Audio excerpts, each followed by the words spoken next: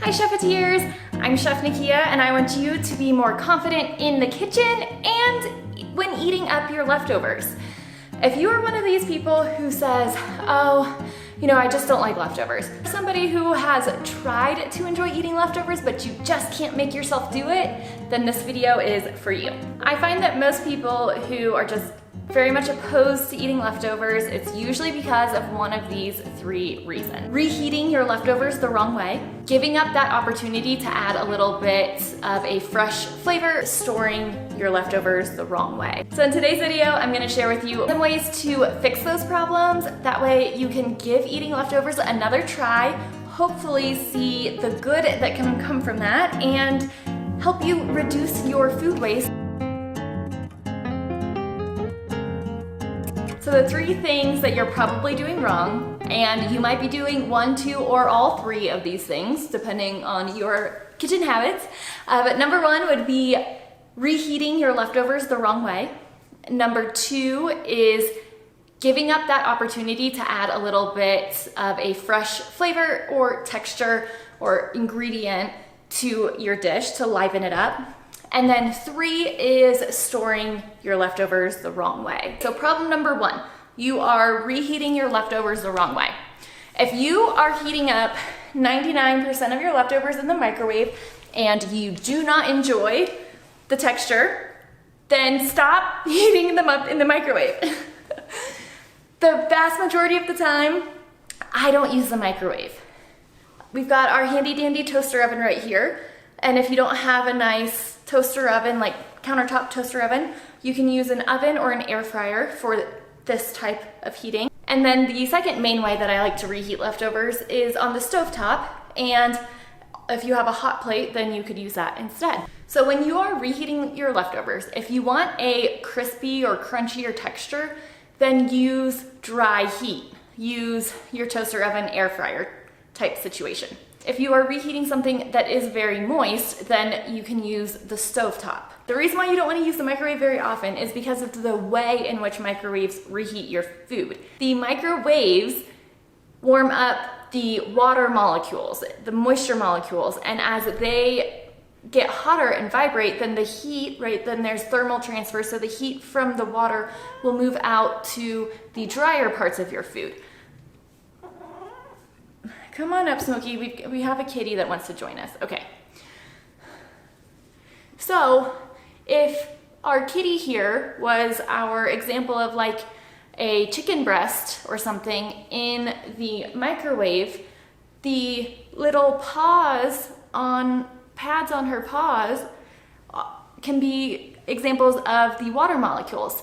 And so if there's only a little bit of sauce and moisture on the top of the chicken and it's only the tips of her paws, then her arm is gonna get warm.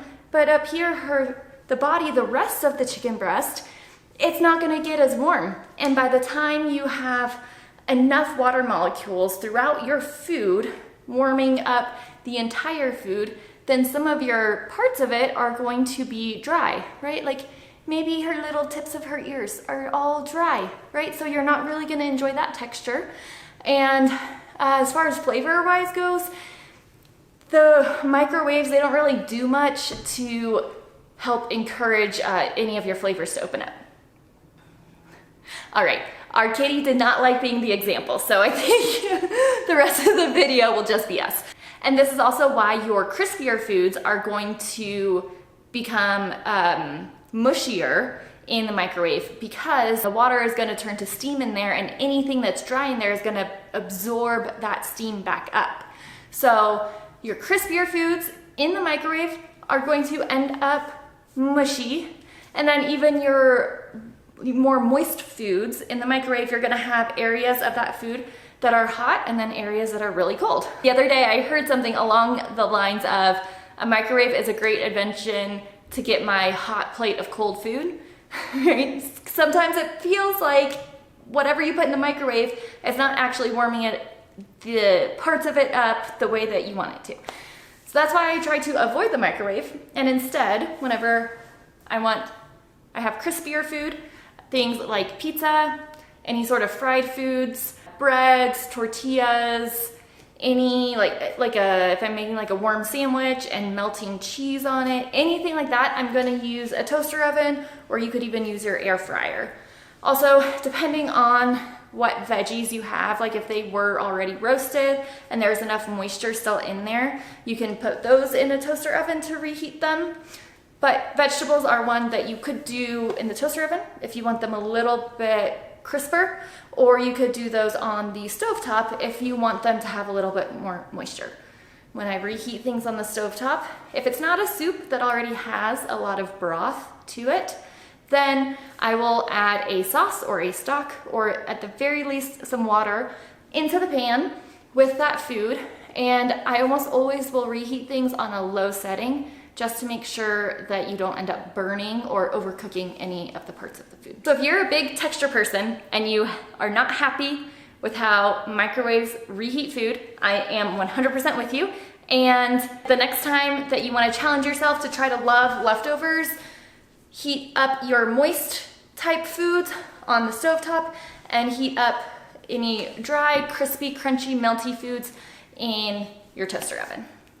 Maybe for you, it's not so much a texture thing, or maybe it's a texture and a flavor thing, and so just by solving the texture problem, we still gotta talk about the flavor. So reason number 2 why a lot of people aren't eating up their leftovers is because they're so tired of those same flavors and they're bored and they really don't want to eat it again, and they are skipping that opportunity to add a fresh ingredient, a different texture, and or different flavors, make that leftovers meal feel different from the original. A few of my favorite broad categories of ingredients that you can add are sauces, and this can be, yes, like a barbecue sauce or a buffalo sauce or something that you buy bottled as a sauce that you would traditionally use on meat. It could be a pasta sauce, like a marinara sauce or a pesto, or it could even be like a salad dressing that you could also use for chicken or any other meat or protein. A lot of these sauces, even if we default to think about them working well with a specific food, doesn't mean that it's only good with pasta. A lot of your sauces you can mix and match over different types of dishes. So an example of this would be if you made chicken pesto pasta the other night, and so you have some leftover grilled chicken breast and you have some pasta with pesto already tossed on it. Well, you can reheat that chicken breast on the stovetop with some Italian dressing, and that's going to give that chicken a little extra pizzazz, a little extra flavor. And then whenever you go to put that on your warmed up pasta, you can add a little zest of lemon if you want something bright. You could add some toasted pine nuts if you want something a little like roasty and crunchy. And also you could just add some freshly grated Parmesan cheese or breadcrumbs or something a little more traditionally found on pasta. You don't necessarily have to challenge yourself to be overly creative. However, a simple sauce addition can really make your food feel different. Some other categories of ingredients that I like to add are any sort of herbs, and these can be fresh chopped herbs or, herbs from your pantry. Also nuts, and whether they're toasted, candied, or just raw, all good. You could crumble up some crackers or use like seeds, like sunflower seeds, sesame seeds, stuff like that. You can use freshly grated citrus zest, as I mentioned with the lemon, but lemon, lime, orange, cheese, or olives, or bacon bits, or caramelized onion. Or we just got back from Japan a few weeks ago and I brought these bonito flakes back with me. All right, bonito is a type of fish, and so this is flaked fish that they use on a fair amount of different dishes. And it's really fun because if you put them on your food and there's steam, they'll kind of move around, so it kind of looks like fish fins. What are some other garnishes that you maybe haven't tried much before, but if you walk down a new aisle of the grocery store or you just look a little bit closer, you might find some really fun garnishes that you feel inspired to try. All right, and number 3 is, oh, the kitty came back. All right. I don't know if I'll be able to use you as an example, but we'll see. Okay, Number 3 is storing your leftovers the wrong way. Kind of like using your cat as an example in the wrong way that she's not a big fan of. Whenever you go to store your leftovers, whenever you go to eat your reheated leftovers, you feel like sometimes they take on some other strange flavors from the fridge, or parts of it seem very dried out, or if you just have this feeling of uncertainty about if it's still good to eat or not, then I would encourage you to put a little bit more thought into how you are storing your leftovers. So the risk of foodborne illness is what I would consider the most legitimate concern and reason to not eat your leftovers. So if you ever open a food storage container and something smells off, or it looks very slimy when it's not supposed to be, or of course if you see any visible mold, right, just throw that away. It's a bummer to create food waste, but that is much better than getting sick. So if there is a legitimate foodborne illness concern, like definitely do not eat it. However, you can help yourself to avoid that risk in a few ways. Beginning with, whenever you are finished cooking, you want to be able to get those leftovers in the fridge within like 30 minutes to an hour, ideally, of when you finished cooking them. If you made a huge pot of stew and you have a lot of leftovers, something that large will take a while to cool down before you can put it in the refrigerator. But to speed up that process, you can always portion anything that's larger into smaller food storage containers. That way they're gonna cool down quicker in their smaller quantities. So just keep that in mind. Now, the reason why I say 30 minutes to an hour-ish is because if the food is extremely hot and you put that food directly into the refrigerator, then you could risk warming up the temperature of the refrigerator a little bit too much. So it's best practice to allow your piping hot food to cool down a bit. When we're cooking at home, this is just gonna happen as we're eating and enjoying our meal. So like eat, sit down with your family, eat, have a great conversation, and then when you're done, pack up the leftovers and put them away, right? So you don't really have to overthink this part of it, but that's just the reason why I say 30 minutes to an hour. Try not to let it sit out for much longer than an hour, because we have the rule of the temperature danger zone and not wanting any potentially hazardous foods to be in the temperature danger zone for longer than 2 hours. I say like it's easier to remember 1 hour for your leftover food and just put that right in the fridge. Now, if you do typically eat dinner for like an hour and a half, then maybe take a moment in the middle of dinner to like put some stuff away. But other than that, I don't think that 30 minutes to an hour window would be too difficult for people to follow. So getting your food after it's cooked into the refrigerator at a reasonable time can help reduce your risk of foodborne illness. And from there, making sure that your refrigerator stays below 41 degrees. Most refrigerators have some type of temperature control, so it's a good idea to just check it every once in a while. Make sure that your refrigerator is running well and that it is truly keeping the food in your fridge as cold as you think it is. And then ideally, you're gonna be eating any leftovers within 3 to 5 days. And I think that if it's gonna take you longer than 5 days to eat that food, you should just go ahead and freeze it. Freezing helps because mold, bacteria, any sort of potential foodborne illness causers, they will slow down under refrigeration. However, you won't be able to like completely stop or stunt their growth. That is what freezing will do. So freezing will make it so that any of those bacteria, yeast, mold, spores, whatever, are not multiplying at all, right? Refrigeration is like slowing the rate.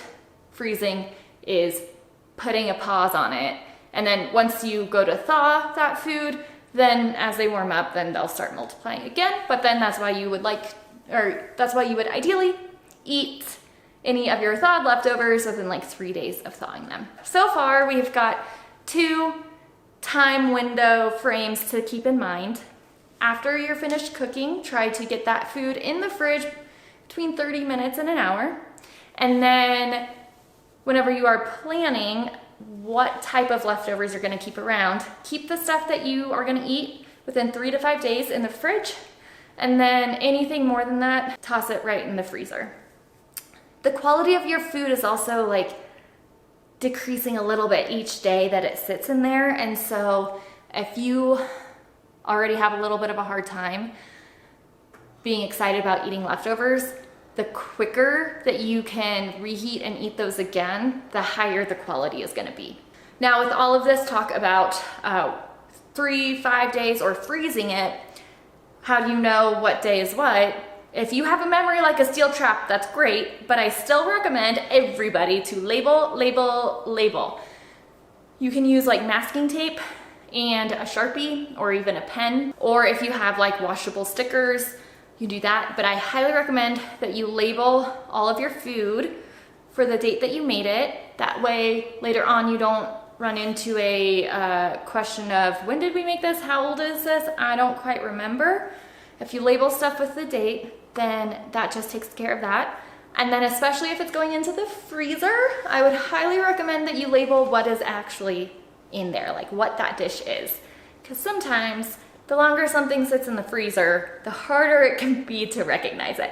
So might as well just do yourself a little favor, label it with the dish that it is and then the date that you made it. And then that way you are always confident that you know exactly how many days it has been since that has been cooked. And the last tip I have for you about storing your food so that you have the best chances of reheating a really delicious meal is to store your leftovers in an airtight container. Especially if you have other food in your fridge that has a strong flavor or aroma, or if your fridge just has a certain funk to it. Maybe you've been meaning to deep clean it, you're planning to get to that next weekend, but in the meantime, you still want to use your fridge. Or maybe there's been a little bit of funk, you've had some people come look at it, you can't quite figure out what it is, and you're saving up to buy a brand new fridge or something. I don't know what your funky fridge smell is. The reason of it, sometimes we're just doing something until we can take care of whatever off odors and flavors you think are coming from the fridge into your food. Using airtight containers is very important. I especially like using like glass-based food storage containers. They do then have plastic lids, that way they can be flexible enough to fit over them. But if you have like plastic lids that are cracked, or you have plastic bases that are cracked, that's letting air in and out, and if air can get in and out, number one, it can dry your food out, and two, any aroma in the air is going to be getting introduced into your food. Now, if you do have some cracked lids and you can't go get some brand new lids right now or anything, you can use like plastic wrap or beeswax wraps, I like a lot, aluminum foil, different materials to wrap your container, and make sure it's not just like one little piece of plastic wrap on the top and you're good. Like, cover the entire containers to make it more airtight. Now, if you don't like eating leftovers, but you've never noticed any of these like off flavors or anything, then the airtight issue might not apply to you.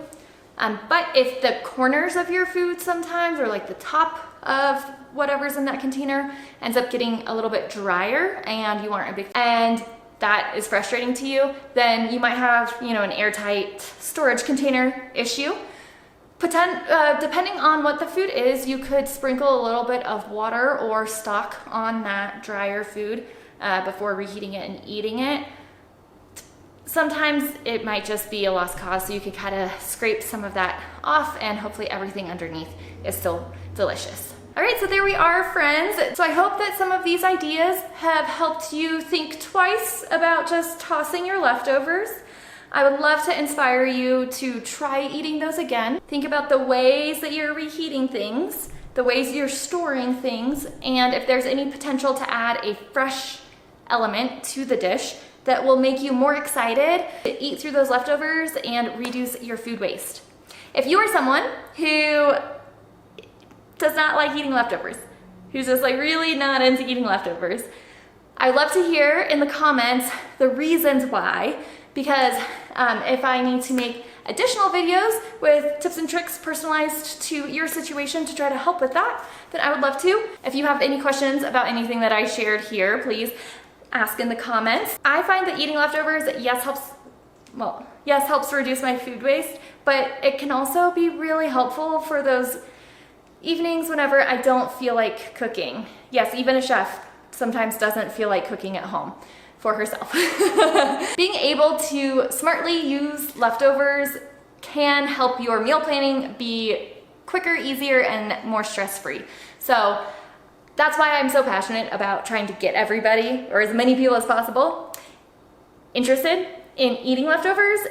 And also, let's make these leftover meals like still really good meals, like not just, oh, we have to eat this, right? I love food and I love finding joy in our meals, and so I want us all to find as much joy eating our leftovers too. Thank you so much, Chefeteers. I hope that you cook something delicious soon, and if there are leftovers from it, I hope that you enjoy eating those up too.